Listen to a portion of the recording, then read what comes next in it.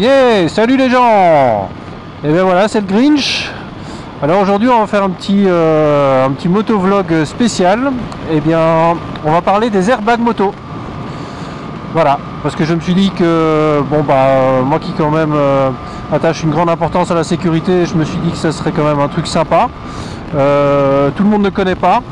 Il y en a beaucoup qui en fait ont des idées déjà bien arrêtées sur le sujet, ou alors en fait ils pensent directement que c'est trop cher, ou ils n'en voient pas l'utilité. Donc je me suis dit, faire une petite revue en parlant des airbags moto, ça devrait être assez intéressant.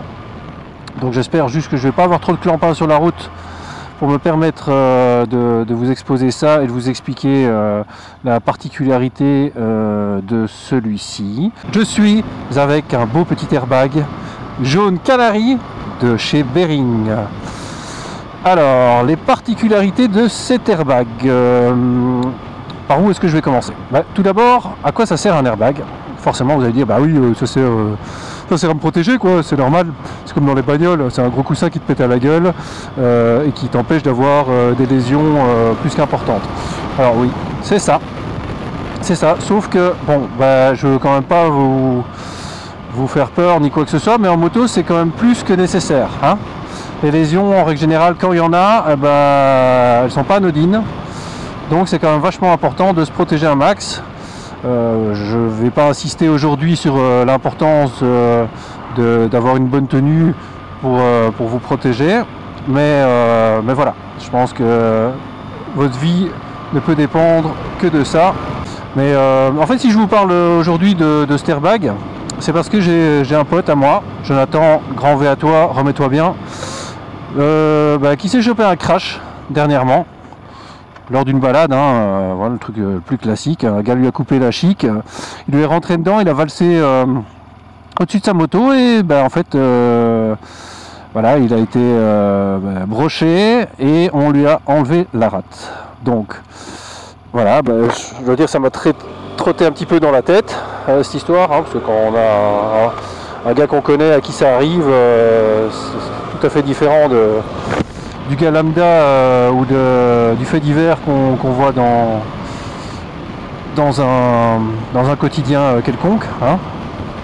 Donc voilà, airbag, j'y ai pensé. Et en fait, je me suis un peu penché sur le sujet, et donc je vais vous faire partager mon expérience, ou en tout cas mes recherches, parce que mon expérience j'en ai pas, je me suis jamais vautré avec un airbag, mais en tout cas mes recherches. Donc maintenant on va partir sur une base tout à fait théorique de ce que c'est, mais en tout cas je vais pouvoir vous faire découvrir et vous montrer le produit. Alors ici, airbag Bering, équipé d'un mécanisme de détection bien entendu qui se trouve dans le dos, intégré à une dorsale. Alors je pense que c'est une dorsale de catégorie 1. Alors c'est encore du basique, mais bon, c'est déjà mieux que de ne pas en avoir du tout, surtout que bien des motards maintenant ont des dorsales dans leur propre équipement. Donc voilà, si vous avez déjà une protection 2 plus une protection 1, je dis pas que ça fera une protection 3, mais en tout cas ça fera une 2 plus. Haha, lol. Alors airbag Bering, en fait la particularité de celui-ci, parce qu'en fait Bering a développé deux airbags. Un, il y a déjà de ça quelques années, qui était l'airbag filaire, en fait dont le principe consiste à vous accrocher à un câble. Donc vous accrochez à votre moto par un câble, et quand vous vous faites éjecter de votre moto, en fait ça tire sur le câble et ça gonfle l'airbag. Alors le problème de ce genre de mécanisme, c'est que en fait il faut déjà être projeté bien violemment pour que ça se déclenche. Donc les petites chutes sur le côté, les chutes à la con, mais qui peuvent quand même avoir des conséquences, en fait ça ne vous protégeait pas de manière optimale. Alors on est d'accord, plutôt que de rien, c'est mieux d'avoir ce genre de système que rien du tout. Mais bon, personnellement, moi, investir 400 boules dans un système filaire qui ne me garantit pas une sécurité à tout niveau, pour moi, c'est 400 € mal investis. Donc voilà. Alors, l'airbag ici, en fait, donc, il a un capteur dans la dorsale, hein, donc il il est relié par radio à la moto. Vous avez en fait 3 capteurs qui se trouvent sur la moto. Un au niveau de la fourche avant, que je vous montrerai tout à l'heure. Je dois quand même aller mettre de l'essence, donc j'en profiterai pour vous le montrer. Un qui se trouve juste devant moi, à ce niveau-là, qui en fait est un petit peu le display de l'airbag. Et alors un autre qui se trouve en fait sous la selle. Alors le premier qui se trouve au niveau de la fourche, lui en fait communiquera des informations en cas d'impact. Donc si vous allez vous emplafonner dans une bagnole, c'est lui qui fera déclencher l'airbag. Celui qui se trouve en dessous de la selle, c'est plutôt en cas de glissade où la moto viendrait à... Vous perdez le contrôle de votre moto, elle glisse et en fait vous faites une chute un petit peu latérale. Et bien là, à ce moment-là, c'est l'airbag... enfin c'est le capteur qui se trouve en dessous qui donnera l'ordre à l'airbag de se déployer. Donc voilà. Principalement, c'est ces 2 capteurs-là qui font que l'airbag va se déployer. Alors il faut savoir que le temps d'analyse de réaction d'un impact est de 30 millisecondes. Donc en comparaison, je pense, si mes souvenirs sont bons, que ça peut être comparable en fait à un clignement de paupières. Hein. Donc on peut dire que c'est quand même assez rapide. Ça c'est le temps de détection d'une situation potentiellement dangereuse. Donc voilà.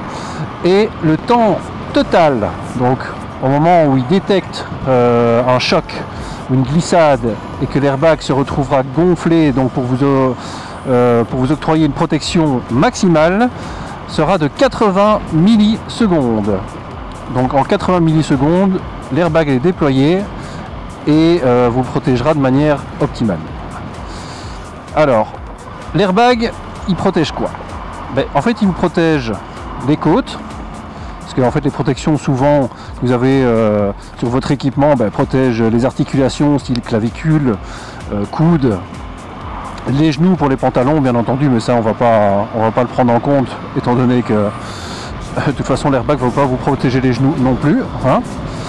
Donc voilà. Mais donc il vous protège la cage thoracique, l'abdomen, l'estomac, les côtes flottantes, la rate, le coccyx et le bassin, parce que celui-ci descend assez bas. Et il va protéger aussi votre cou et donc vos cervicales. Cervicales, bon le casque c'est bien, hein, ça vous protège la tête, mais les cervicales c'est quand même vachement important.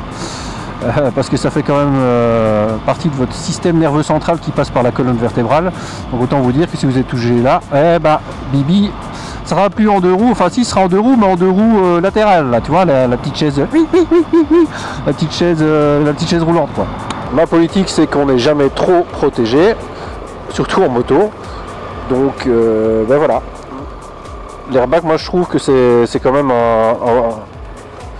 un bon petit plus, en fait. Hein. Donc, revenons-en à nos petits moutons. Je parlais d'un comparatif. Parce que je vous vois déjà venir me dire « Ouais, mais putain, c'est moche ton airbag, on a l'air d'un espèce de gros cycliste de merde. Moi, j'ai mon équipement moto, ma moto, elle envoie du lourd, c'est super esthétique. Et après, tu te balades avec un espèce de truc qui descend en dessous de ton cul, là. Enfin, pas en dessous de ton cul, mais au niveau de ton cul. Enfin, c'est certes pas super beau. Et que, en plus... Si vous passez à une autre moto, genre vous empruntez la moto de votre pote Lucien qui est au bout de la rue et qui est vachement cool et qui vous la prête, votre airbag Bearing, celui-ci en l'occurrence, ne vous servira à rien vu qu'il est relié au capteur qui se trouve sur votre moto. Alors bon, si vous changez de moto, le problème est différent parce qu'en fait on sait enlever les capteurs et les replacer sur un autre véhicule, donc ça c'est pas un problème. Et last but not least, peut-être des petits inconvénients de cet airbag, c'est qu'une fois par an, on est censé en fait faire une maintenance. Hein. Donc c'est quand même une maintenance annuelle. Alors je ne connais plus les chiffres au point de vue des coûts, mais le seul truc à savoir c'est que ça a déjà un coût. Donc L'airbag, vous avez déjà le payé avec les capteurs, l'installation et tout, vous le payez déjà dans les 900 €, pas loin de 900 €. Et en plus de ça, la maintenance annuelle, bon bah ça peut faire tout de suite un budget. Tout le monde n'a pas vraiment les moyens de se payer ce genre de petite fantaisie.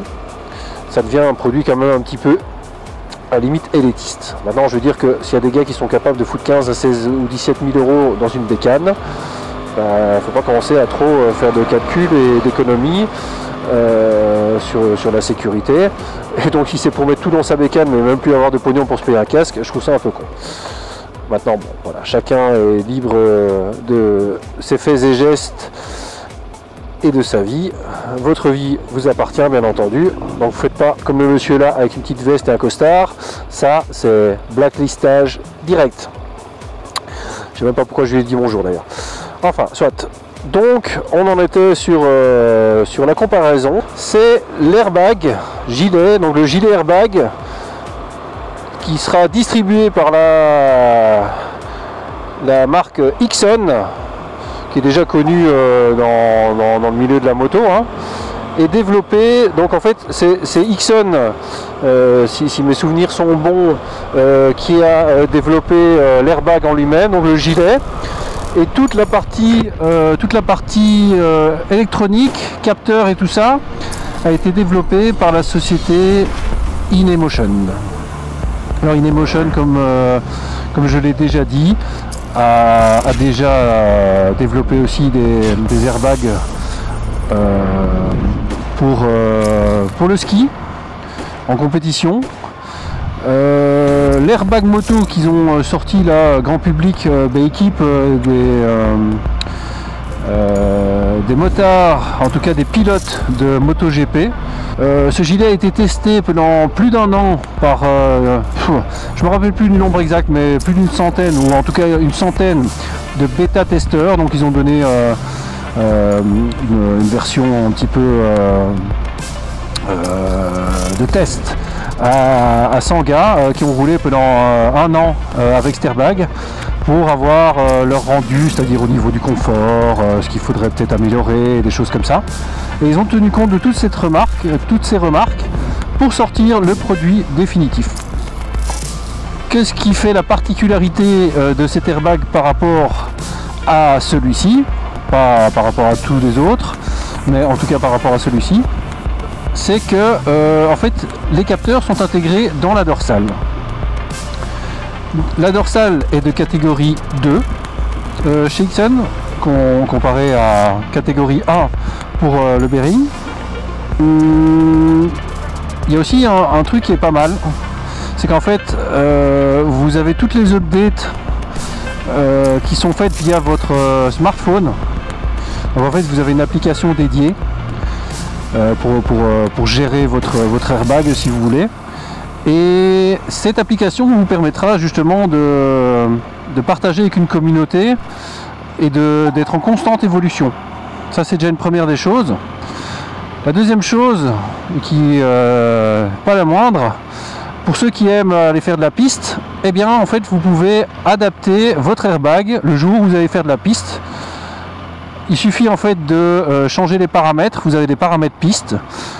Donc vous choisissez l'option piste sur votre smartphone. Donc voilà, ça c'est un super avantage. Et alors, un autre avantage, c'est au point de vue de l'esthétique, de l'esthétisme même. Ce serait plus belgo-français. Et bien en fait, ce gilet ne se met pas au-dessus de votre tenue. Il se met en dessous, comme un petit gilet sans manches que vous allez mettre en dessous de votre tenue. Donc ça passe pour le cuir, le tissu, tout le bazar, il n'y a pas de problème. Hein. L'airbag, quand il est enlevé, hein, comme ça vous le voyez bien, voilà, vous avez deux parties. Ici vous avez en fait, je sais pas si on voit bien, je vais pas tout l'enlever, mais vous avez la dorsale avec toute la partie électronique qui se trouve à ce niveau-là. Donc la dorsale se trouve juste dedans. Et voilà, donc elle se trouve ici d'ailleurs, si on le voit bien, voilà, là vous voyez bien le petit boîtier, et donc la dorsale fait tout ça, hein, donc c'est une vraie dorsale qui vient jusqu'ici. Donc voilà, je pense qu'au point de vue protection, c'est quand même assez sympa.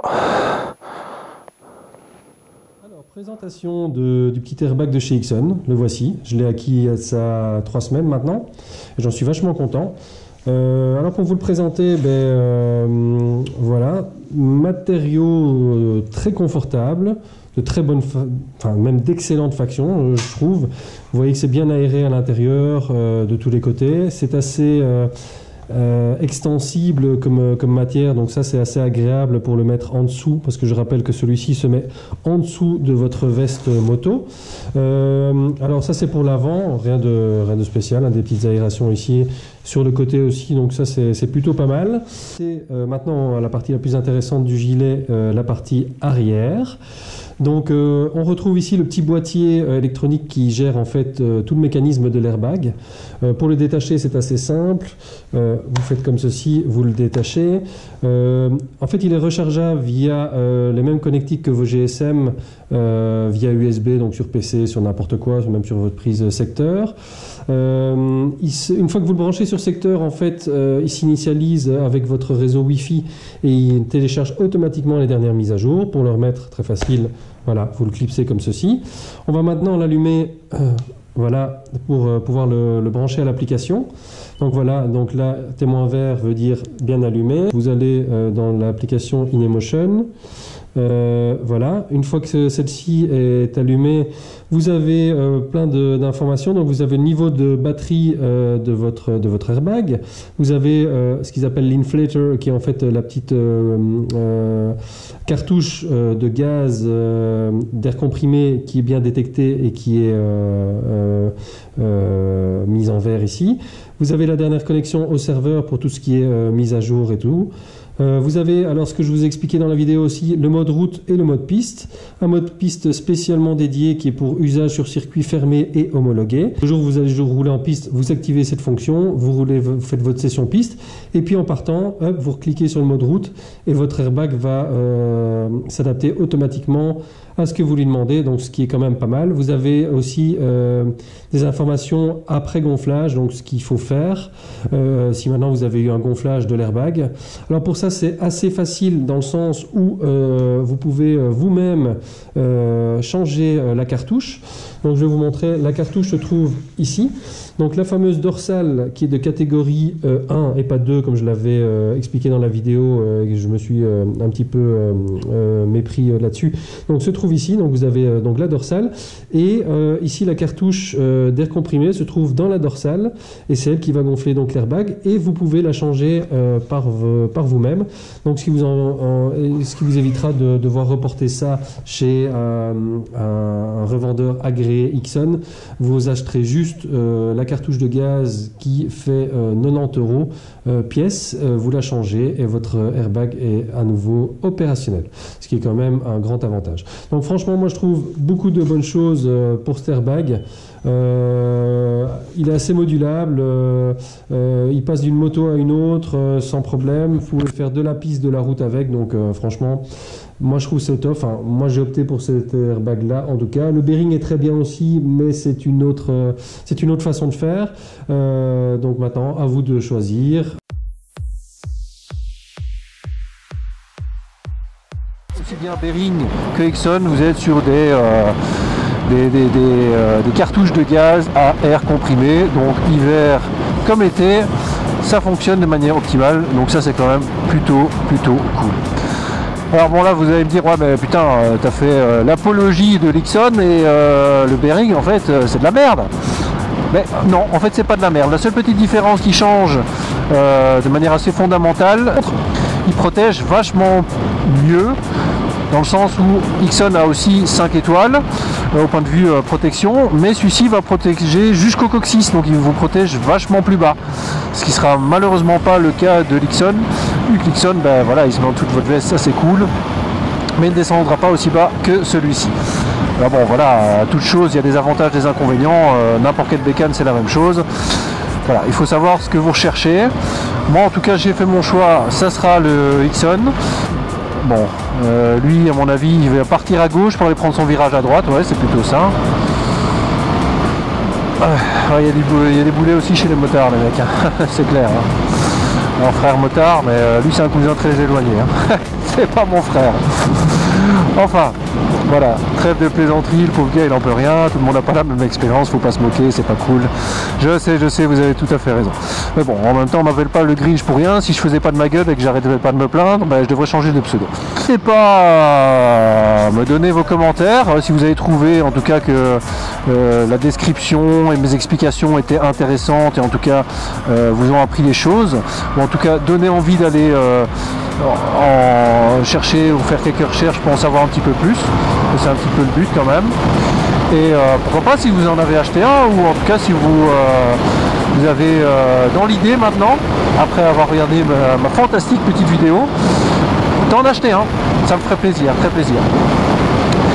Et dans ce cas-là, ben, comme vous avez été vachement content de tout mon petit taf, ben, merci les gars de lâcher un petit pouce bleu, ce serait quand même sympa. Un petit pouce bleu ça coûte rien et ça fait plaisir. Voilà, ça fait plaisir à Bibi. Donc lâchez-moi un petit pouce bleu. N'oubliez pas si c'est pas encore fait, d'ailleurs c'est honteux si c'est pas encore fait, de vous abonner à ma chaîne Grinch Rider sur YouTube et d'inciter vos potes, votre famille, votre grand-mère, votre grand-père, votre chien, votre chat, votre poisson rouge, votre hamster à faire la même chose. Question que je passe de 18 abonnés à 20 abonnés. LOL. Enfin bon, voilà, le nombre d'abonnés c'est pas une fin en soi.